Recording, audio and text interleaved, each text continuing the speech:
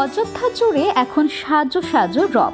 আর কিছুদিন পরে রাম মন্দিরের উদ্বোধন।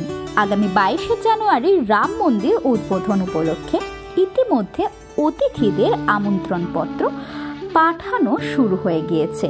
মন্দির উদ্বোধনের আগেই রামের পাদুকা নিয়ে রাম জন্মভূমিতে পৌঁছেছেন হায়দ্রাবাদের চরল শ্রীনিবাস শাস্ত্রী। মাথায় রূপোর পাদুকা নিয়ে 1300 কিলোমিটার পথ হেঁটে অযোধ্যায় পৌঁছানোর পরিকল্পনা করেছেন তিনি। 2023 সালের 28শে অক্টোবর অন্ধ্রপ্রদেশের পূর্ব গোদাবরী জেলার ভেদুরপাক গ্রাম থেকে মাথায় রূপোর তৈরি পাদুকা নিয়ে পদযাত্রা শুরু করেছেন তিনি। রূপোর তৈরি পাদুকার মূল্য 1,20,00,000 টাকা। একটি পাদুকার ওজন 8 কিলোগ্রাম। রূপো দিয়ে পাদুকা দুটি তৈরি করা হয়ে যাওয়ার পর তা সোনার পাতে মুড়িয়ে ফেলার পরিকল্পনা করেছে চরলা। যদিও সোনার পাতে মোড়ানোর পর তার ওজনও বৃদ্ধি পেয়েছে। সোনার পাতে মোড়ানোর পর পাদুকা জোড়ার একটির ওজন বেড়ে গিয়েছে এবং যা এখন প্রায় 12.5 কিলোগ্রাম।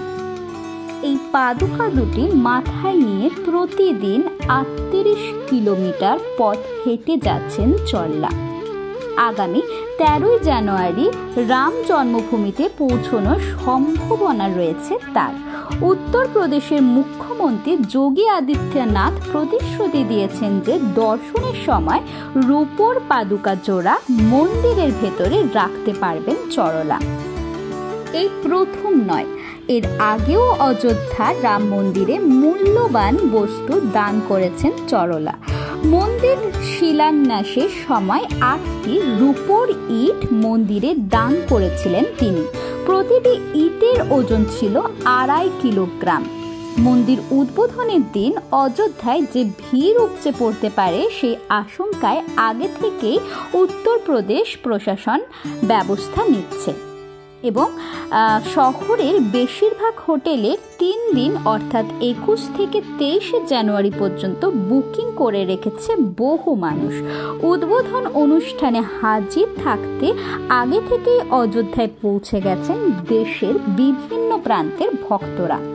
তাহলে কেমন লাগলো আজকের এই ভিডিওটি ভালো লেগে থাকলে লাইক, কমেন্ট, শেয়ার। আর আপনি যদি আমার চ্যানেলে নতুন হয়ে থাকেন তাহলে চ্যানেলটিকে সাবস্ক্রাইব করে পাশে থাকা বেল আইকনটি প্রেস করতে একদম ভুলবেন না। শোনা হচ্ছে পরের ভিডিওতে।